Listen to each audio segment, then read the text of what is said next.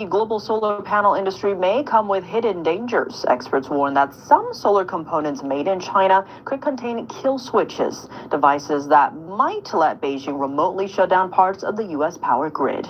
American Thought Leaders host Yanya Kellogg sat down with investigative journalist and author Michael Schellenberger to break down the national security risks behind America's clean energy push.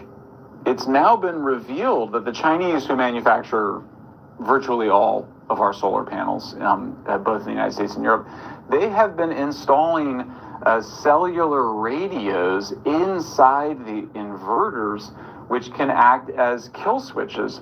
And you might think, well, that sounds like a conspiracy theory. Not a conspiracy theory. There was actually a Chinese solar company that turned off the solar panels and sent up a little message to its users saying we've turned this off because these solar panels are only authorized to be used in certain countries. They can't be used in Pakistan, the United States, and a few other countries. It popped right up on the monitor.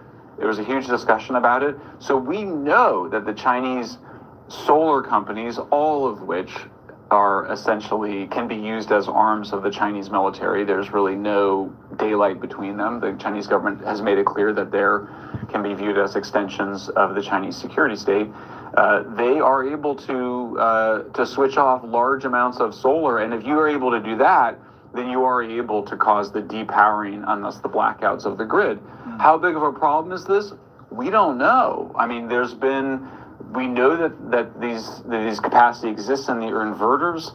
Obviously, the Chinese government wants to continue to be able to sell solar panels to us. I think most national security experts view this as something that the Chinese could do if there was, for example, an invasion of Taiwan and the United States decided to defend Taiwan. The Chinese could potentially trigger blackouts in the United States and Europe. As crazy as that sounds, that is the reality, and in fact, there's not any debate about that. That's where we're at. And so the only question now is, how is the United States government responding to that? Give me a picture of how is it that China achieved total dominance in basically this technology, in manufacturing this technology. Because the United States was in dream world. We're in dreamland. You know, it's still the solar. Obviously, they're able to make solar panels cheaper than anywhere in the world, in large part due to the coerced labor from these Uyghur Muslims who are in these concentration camps. Again, not a conspiracy theory. This has been very well reported. That's where the vast amount of solar cell manufacturing and panel manufacturing is occurring, are in those areas.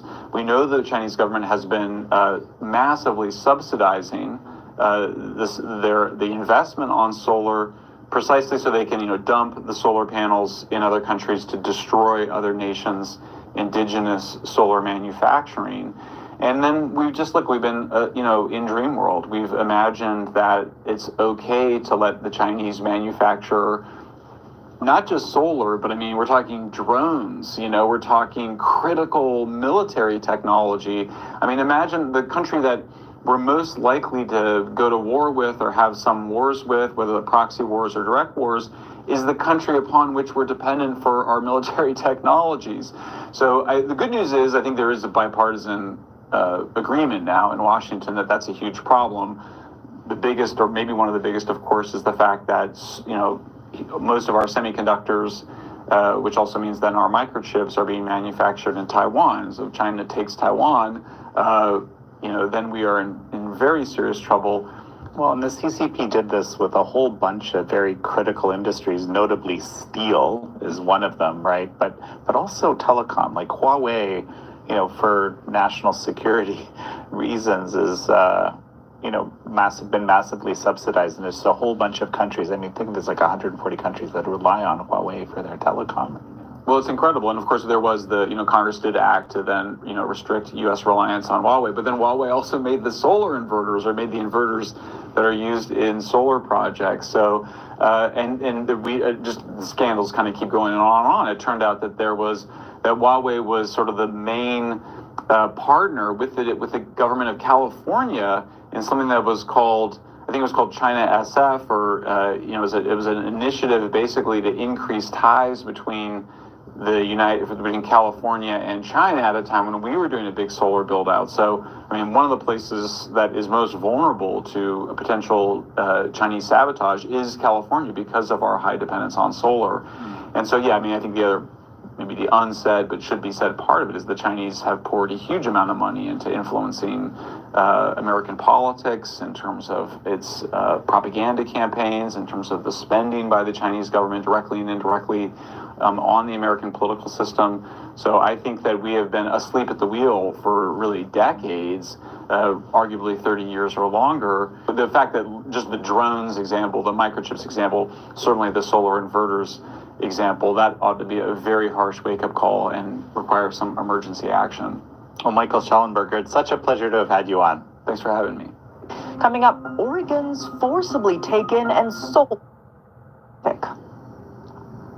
As the U.S.-China tech war heats up, Taiwan is joining the fight. It's adding Chinese tech giant Huawei and chipmaker SMIC to its export control list following the U.S. lead. Here are the details. Taiwan's Ministry of Economic Affairs confirmed on Sunday that it has added China's Huawei and China's largest chipmaker, SMIC, into its strategic high-tech commodities entity list. Taiwanese firms now need government approval to export to them. Both Huawei and SMIC are already on the U.S. entity list. Although China and the U.S. have reached a certain stage in talks, the U.S. hasn't changed its stance on targeting SMIC and Huawei. Taiwan may have identified companies involved in transshipment for Huawei or SMIC and is now moving to block them. The ministry said the move was based on the prevention of arms proliferation and other national security considerations.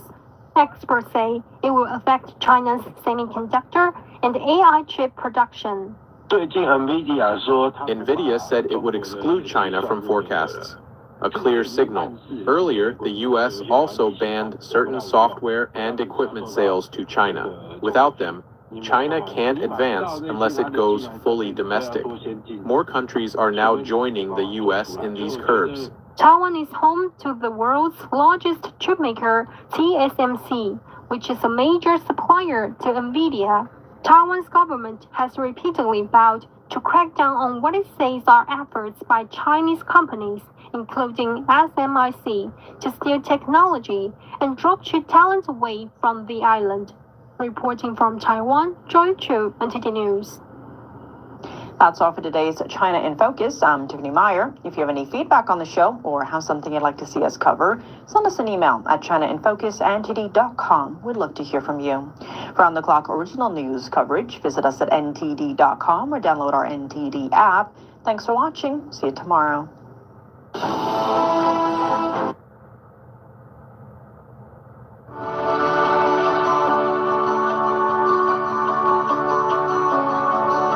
如果伊朗依然执迷不悟，要用核武来消灭犹太、对抗美国，那么川普已经说过了，不是要停火，而是要结束。结束什么东西呢？结束、终结伊朗的独裁政权，铲除伊朗的核武设施。最后我还比对了这个美国的这一次嘉年华式的这一个建军250周年的游行啊，或叫阅兵啊，然后对照了美国现在所谓的 No King 的这一个暴力的这种抵抗行动，一个是爱美国，一个是想推翻美国，而且这个推翻美国的势力是来自非常邪恶的啊背后的，甚至有中共的力量在操纵啊。所以我这里要告诉我们啊台湾的同胞，我们只有一个选择，就是爱我们的国家。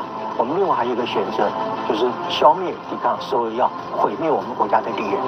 各位新闻大破解的观众们。